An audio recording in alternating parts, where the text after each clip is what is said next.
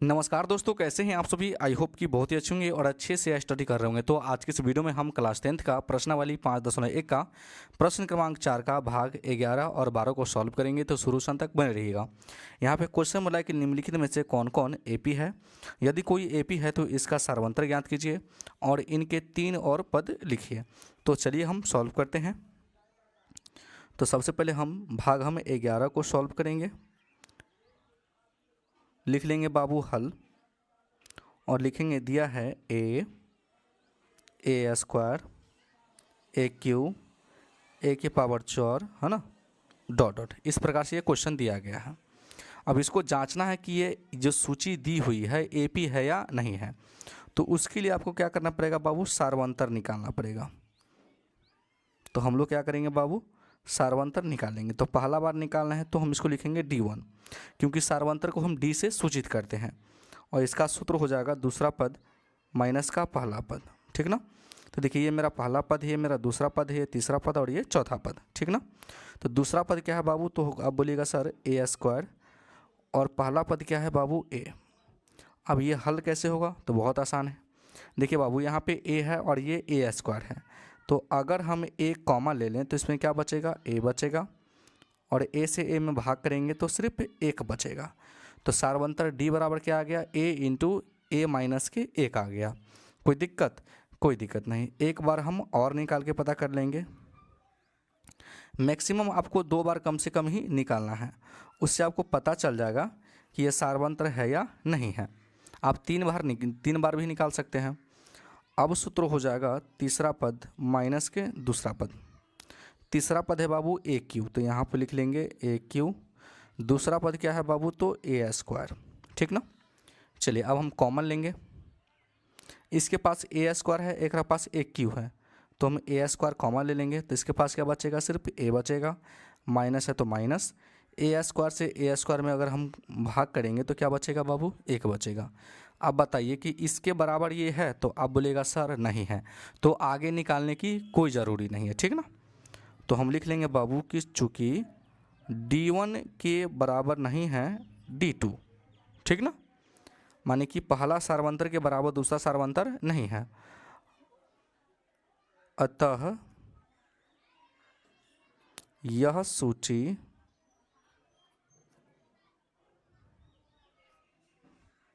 AP में नहीं है। तो ये सवाल जो है बाबू बन के रेडी हो गया। अब चलिए हम अगले भाग को सॉल्व करते हैं।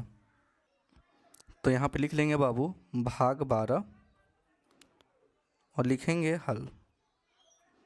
कोई दिक्कत, कोई दिक्कत नहीं। तो दिया है √2, √8, √18, √32 और इसी प्रकार से आगे और पद है। अब इसको हम सॉल्व कैसे करेंगे, तो इसको हम लोग जांचेंगे कि ये एपी है कि नहीं है पहले, है ना। तो लिखेंगे सार्वअंतर। तो पहला लिखेंगे बाबू D1, है ना। तो इसका सूत्र क्या हो जाएगा, दूसरा पद माइनस का पहला पद। दूसरा पद क्या है बाबू, तो अब दूसरा पद देखना चाहिएगा। तो रूट अंदर कितना है बाबू, तो रूट अंदर 8 है। अब पहला पद क्या है बाबू, तो रूट अंदर 2 है।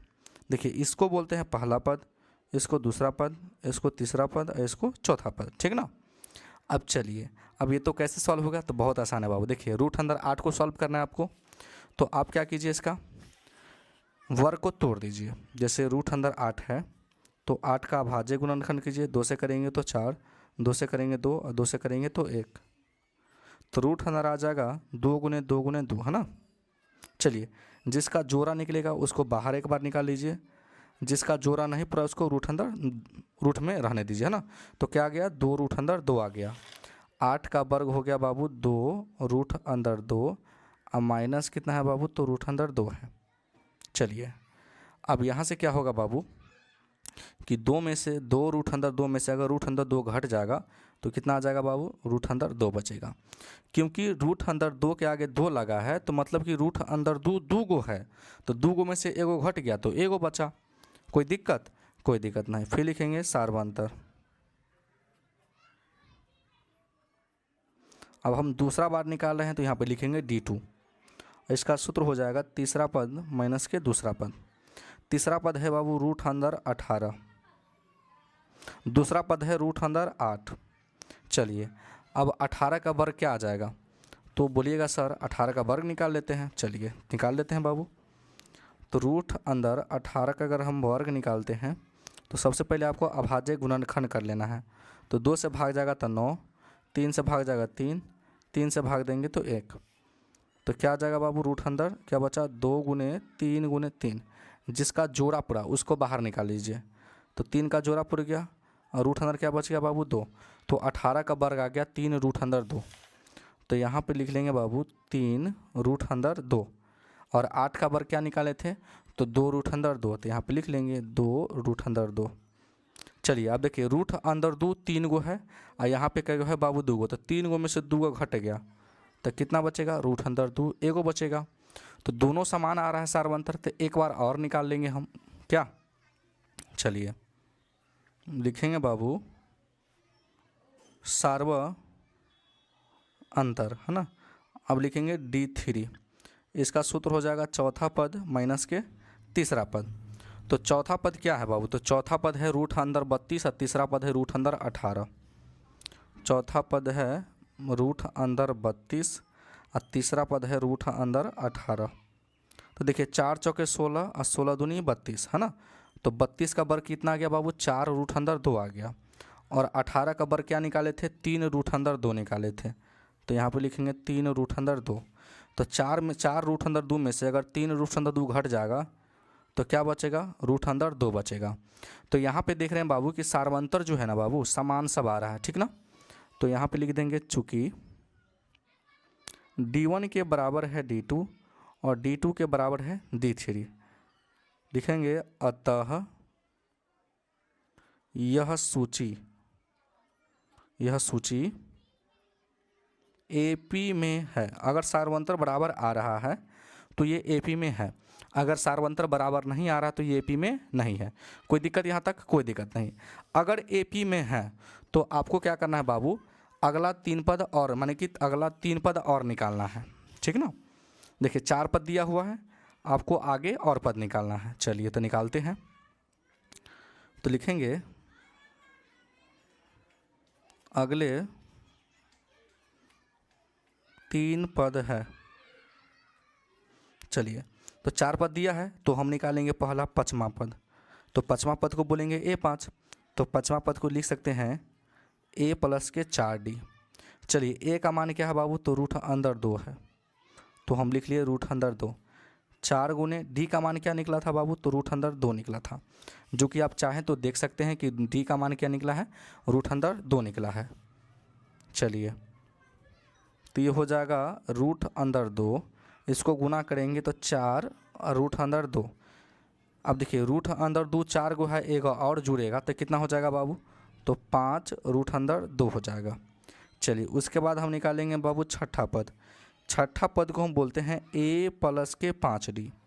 A का मान क्या निकला है, तो आप बोलिएगा सर A का जो मान है रूट अंदर 2 है, ठीक ना।